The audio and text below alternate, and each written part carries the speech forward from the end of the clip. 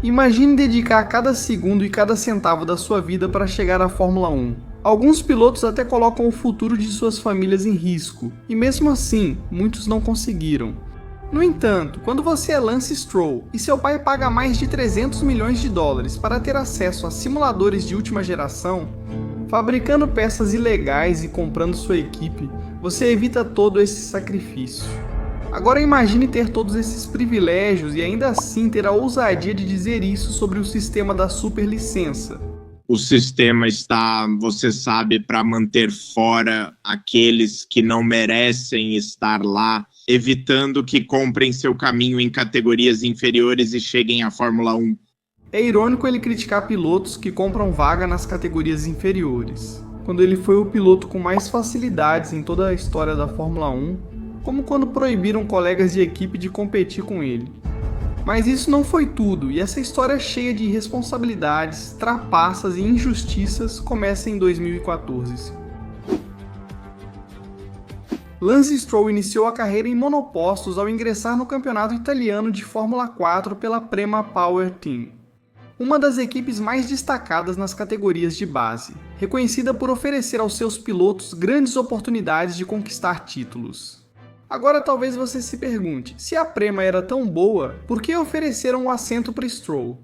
Pelo seu talento? Por pertencer à academia de pilotos da Ferrari? Pode ser, mas há um fato que não pode ser ignorado. O pai dele, Lawrence Stroll, tinha papel importante na equipe. Na verdade, havia rumores de que ele tinha investido cerca de 60 milhões de dólares na Prema, para garantir ao filho as melhores oportunidades de sucesso. Essa história soa familiar? De qualquer forma, com uma combinação de habilidade, a grande influência de seu pai e a ajuda de uma regra bastante peculiar, Lance Stroll ganhou o título da Fórmula 4 italiana em 2014. Seu companheiro de equipe foi Brandon Maizano, um piloto de 21 anos com experiência na Fórmula 3. Curiosamente e de maneira inexplicável, Maizano voltou para a Fórmula 4 depois de 3 temporadas na Fórmula 3, apenas em 2014, justo quando foi colega de equipe de Stroll. Ao longo do ano, Maizano superou Lance com folga, mas havia um detalhe bastante conveniente: ele era velho demais para ser elegível para ganhar o título. De acordo com uma regra da categoria, o vencedor deveria ter menos de 18 anos. Assim, Lance Stroll foi coroado campeão ao terminar em segundo no campeonato. Em 2015, Stroll subiu para a Fórmula 3 correndo pela Prema no campeonato europeu. Embora tenha conseguido superar pilotos como George Russell e Alex Albon, foi claramente superado por outros 2 futuros pilotos de Fórmula 1, Antonio Giovinazzi e Charles Leclerc. No entanto, durante esse ano, os resultados de Stroll não foram o mais marcante da sua temporada. Em Monza, ele protagonizou um forte acidente ao empurrar Antonio Giovinazzi para fora da pista. Ele teve ótimo progresso, ficou em 15º no grid e houve um grande acidente ali, capotando no ar absolutamente massivo, e é Lance Stroll. Um acidente do qual ele teve sorte de sair ileso. Após um acidente tão assustador, era esperado que ele repensasse seu estilo de pilotagem para evitar novas ocorrências. Ele fez isso? Não, na corrida seguinte na Bélgica ele estava por dentro junto com outros 2 carros, um deles seu companheiro de equipe. E ao entrar em uma curva, ele se abriu demais, sem olhar nos espelhos, causando um abandono triplo, e levando consigo Felix Rosenqvist e Mikkel Jensen. Aqui vai por fora de Jensen. Eles se tocam e é Rosenqvist quem sai pior. Suspensão quebrada na área de escape contra as barreiras. Pode ter sido outro impacto, mas vejam Stroll, alheio ao paradeiro dos outros. Como resultado, a Federação Internacional de Automobilismo o suspendeu para a próxima corrida em Spa-Francorchamps. Então, depois de 2 grandes acidentes e uma suspensão, você pensaria que desta vez ele refletiria sobre sua pilotagem e evitaria incidentes? Não. 2 corridas depois, em Zandvoort, ele repetiu o mesmo erro com Charles Leclerc no início da corrida. Ele está no meio da pista, Charles Leclerc ao lado, cruza novamente, se eleva e quebra as suspensões dianteira e traseira. Infelizmente, mais uma vez, Lance Stroll faz uma manobra sem consciência do entorno. Apesar de seus incidentes e seus resultados medianos, a Williams, equipe de Fórmula 1, não pareceu se desanimar. No fim de 2015, eles o contrataram como piloto de desenvolvimento, o que gerou rumores de que Lawrence Stroll havia investido 10 milhões de dólares na equipe. Embora, claro, o sistema da superlicença exista para manter afastados aqueles que não merecem estar na Fórmula 1, evitando que comprem sua entrada. Obviamente, Williams negou as acusações.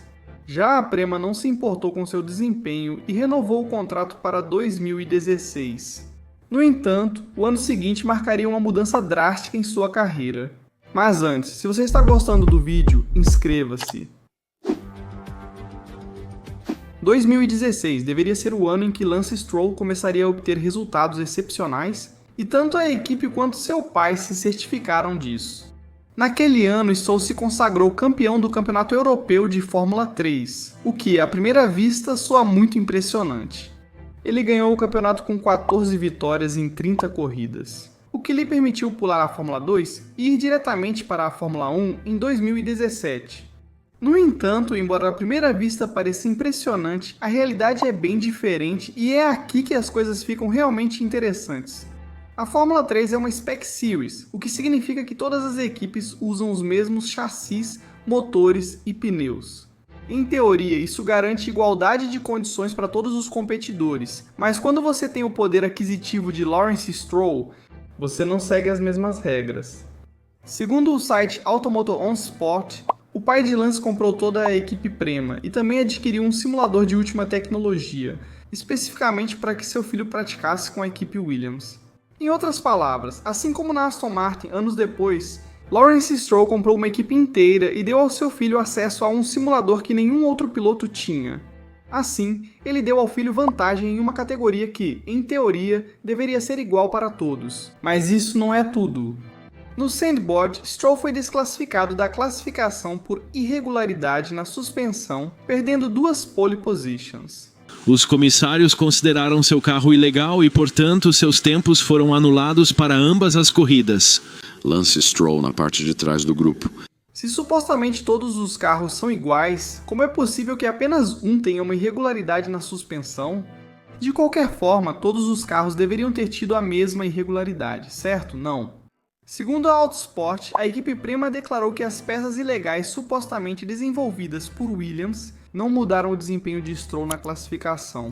Algo difícil de acreditar. O diretor da Prema, René Rosin, não quis comentar sobre a especulação de que essa modificação, instalada apenas no carro de Stroll, vinha da Williams.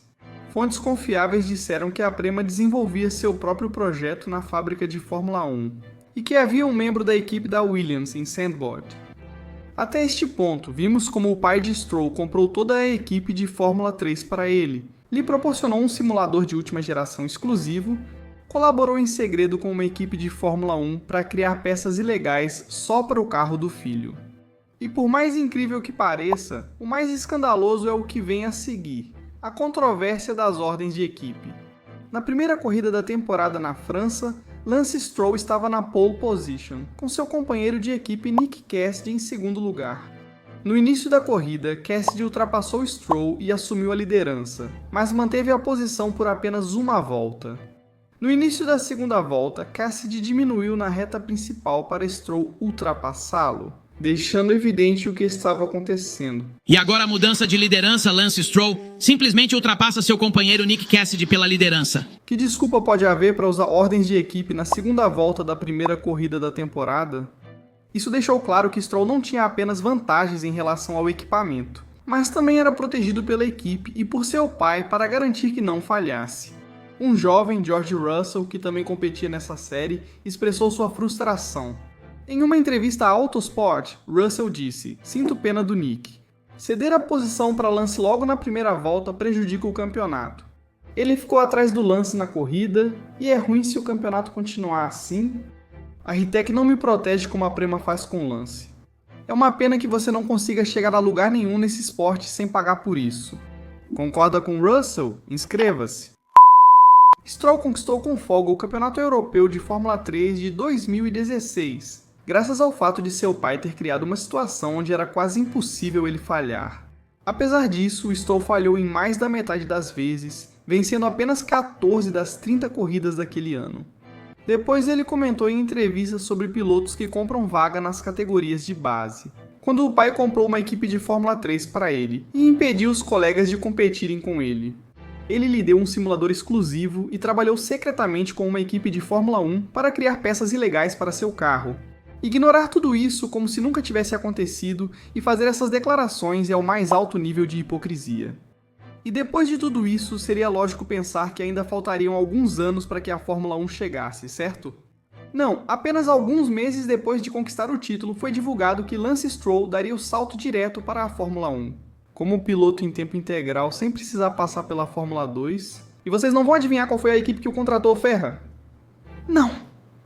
Foi a Williams, obviamente foi a Williams. Os 80 milhões de dólares que Lawrence Stroll pagou à equipe britânica, somados ao que já investiu, garantiram um assento. Uma vez na Fórmula 1, Lance Stroll ganhou a reputação de ser um dos pilotos mais polêmicos e odiados, protagonizando vários escândalos, incluindo colocar intencionalmente em risco um campeão mundial. Então assista a este vídeo e descubra suas 10 piores controvérsias.